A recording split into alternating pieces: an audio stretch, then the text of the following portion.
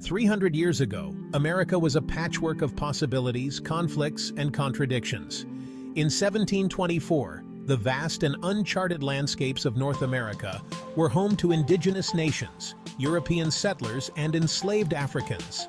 Life was tough, society was rigidly hierarchical, and beliefs about freedom and governance were worlds apart from those that would define the United States a century later. As the colonies grew, the seeds of a distinctly American identity were beginning to take root.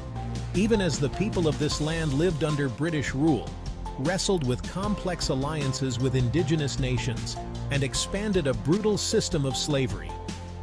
Here's a glimpse into the world of 1724, where America was still a far-off dream. By 1724, the 13 colonies were well established along the Atlantic seaboard. Life was bustling in colonies like Massachusetts, New York, Pennsylvania, and Virginia. Each of these colonies had its unique character shaped by diverse influences. New England. Puritan roots ran deep here, with a strong focus on community, education, and religion.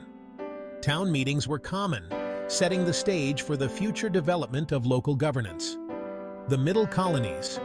This was the most ethnically and religiously diverse region, home to Quakers, Germans, and Dutch settlers. Pennsylvania, for example, was founded on ideals of religious tolerance by William Penn. The Southern colonies, Virginia, the Carolinas, and Maryland, were built on a plantation economy, with tobacco, rice, and indigo as primary cash crops. These crops made the Southern economy wealthy and dependent on slave labor. This colonial growth led to increasing conflicts and shifting alliances with indigenous nations as British, French, and Spanish settlers often trespassed on native lands.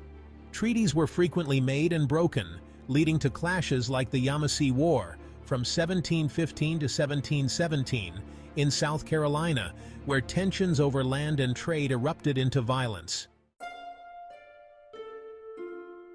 The early 18th century saw a shift from indentured servitude to a dependence on African slave labor, especially in the South.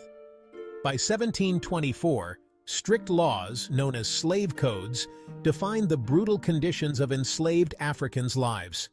South Carolina's infamous 1722 laws, for instance, imposed strict controls on enslaved people's movements, gatherings, and education. These laws stripped people of fundamental freedoms, institutionalizing racial divisions that would impact American society for centuries.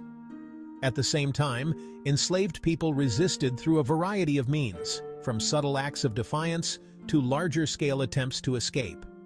The struggle for autonomy and resistance among enslaved Africans was an important, if often overlooked, part of the American colonial experience. Colonial America was a place of intense religious conviction. The First Great Awakening, which would sweep across the colonies in the 1730s and 40s, was just beginning to take root in 1724. This was a time when people craved a more personal connection to their faith, and charismatic preachers like Jonathan Edwards would later ignite waves of revivalist fervor that transcended denominational lines. These revivals created new communities of believers and led to a heightened sense of individualism, questioning the authority of the established church, and eventually, the British monarchy itself.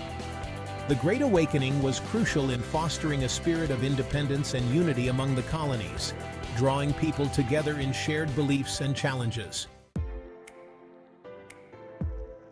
Colonial economies were deeply intertwined with Britain through a mercantile system. American colonies exported raw materials like lumber, furs, and cash crops, and imported manufactured goods from England.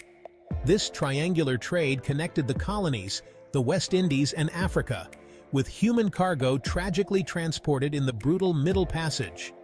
While northern colonies developed industries in shipbuilding, textiles, and fishing, the South remained agriculturally focused.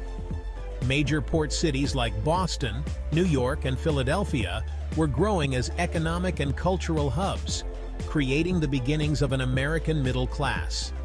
But the colony's dependency on British goods also set the stage for economic frustrations that would later drive the colonies to seek independence. Daily life in 1724 was defined by the demands of survival and the rhythms of the land. Colonial society was hierarchical, with wealthy landowners at the top, a growing middle class of tradespeople and artisans, and the poor, indentured servants, and enslaved people at the bottom.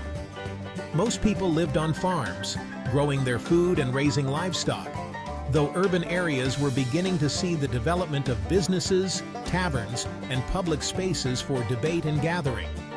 Education was a priority in some colonies, especially New England, where towns were required to have schools, and literacy rates were relatively high. But schooling was often religious and limited primarily to boys, reflecting the deeply gendered structure of colonial society. These diverse threads of conflict, community, economy, and belief created a complex colonial tapestry. By 1724, America was a melting pot of ideas, struggling with systems of oppression and beginning to wrestle with questions of freedom and identity. The social, economic, and political forces of this period set the stage for the American Revolution and the birth of the United States a half-century later, making these early years essential to understanding how America was forged.